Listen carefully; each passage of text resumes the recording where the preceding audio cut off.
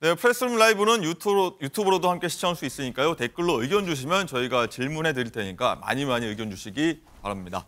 자, 오늘의 궁금한 뉴스 5궁금 시작하도록 하겠습니다. 궁금증 저희 해결사 나오셨습니다. 박상희 교수, 임준태 교수, 그리고 이고은 변호사, MBN 장가희 기자와 함께 하도록 하겠습니다. 안녕하십니까? 네, 안녕하세요. 안녕하십니까?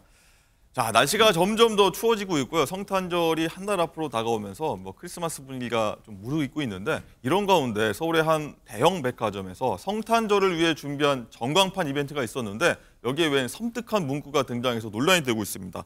자, 장가희 기자, 지금 이것 때문에 난리가 났다고 해요. 네, 그렇습니다. 저도 이제 백화점에 가보면 정말 전광판을 화려하게 만들어서 크리스마스 장식을 하고 있잖아요. 그런데 한 백화점에서는 여기에 더해서 이 시민들이 메시지를 문자로 보내면 이거를 전광판에 띄워주는 이런 이벤트를 실시를 하고 있었습니다. 네. 그런데 지난 14일 갑자기 한국 여성을 모두 성폭행하겠다 이런 문구가 백화점 전광판에 크게 떴는데요. 이 문구 영어로도 함께 노출이 됐습니다.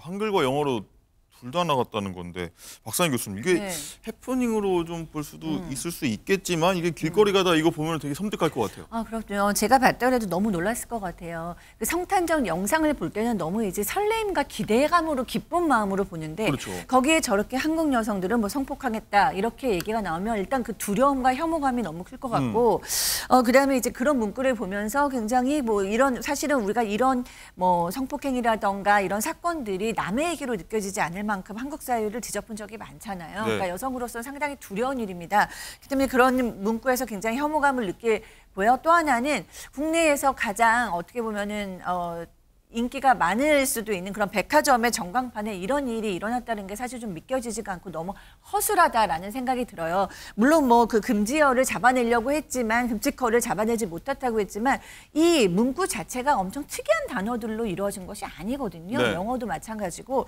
그래서 그것을 찾아내지 못했다는 것에 대해서 좀 우려스러웠습니다.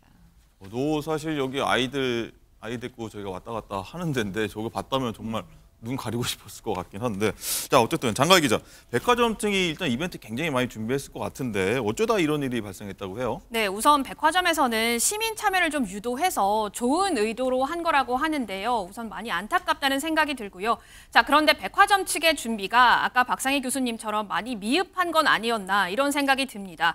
단순히 개인의 일탈을 지적하기 전에 백화점에서 이거를 악용할 사람이 있을 거라고 미리 예상을 하고 좀 리스크 대비를 했어야 하지 않나라는 생각이 드는데, 그래서 백화점 측에 문의를 해봤습니다. 그런데 좀 황당한 답이 돌아왔습니다. 네? 비속어나 뭐 속어 이런 특정 단어와 문자 60만 개를 전광판에 내보내지 않도록 하는 이 필터링 시스템이 애초에 있었다고 해요. 네, 60만 개의 단어 그리고 문장. 그런데 이 수십만 개나 되는 필터링 시스템에 성폭행이라는 단어는 없었다고 합니다. 아니, 좀 상식적으로 좀 이해가 안 되는데 60개의 어떤 금지어를 걸어놨는데 이게 걸러지지 않았다 이런 말씀인데 60만 개입니다. 60만 개? 어떻게 네. 이게 안 들어갔을까 궁금한데 임준태 교수님, 일단 이런 거 좀 상상되십니까? 왜 이렇게 안 됐을까? 그렇죠. 이 백화점 측에서는 상당히 당혹스럽다는 입장입니다. 필터링 전문 업체를 통해서 다수의 금지어를 지정해서 나름 사고 예방을 위해서 노력했다라고 하는데, 누리꾼들 입장에서는 아니 성폭행 문구를 걸러내지 못하는 필터링 시스템이 말이 되느냐 하면서 상당히 분통을 좀 터뜨리고 있고요. 백화점 측의 그 허술한 준비로 인해서 행사 자체의 취지가 상당히 좀 무색됐다는 그런 지적을 하고 있습니다. 예, 뭐 백화점 측도 이런 메시지가 올라올 거라고 상상도 사실 못했을 것 같긴 한데, 어쨌든 이고은 변호사님, 자, 이거 시민들한테 공포감 내진 불쾌함 이렇게 줬잖아요, 사실. 뭐 네. 처벌이 되는 건가요? 어떤 건가요? 저도 여러 가지 제명을 좀 검토해 봤는데요. 현실적으로 이제 업무방해죄 성립 여부를 좀 검토해 볼 수 업무방해. 있을 것 같고요.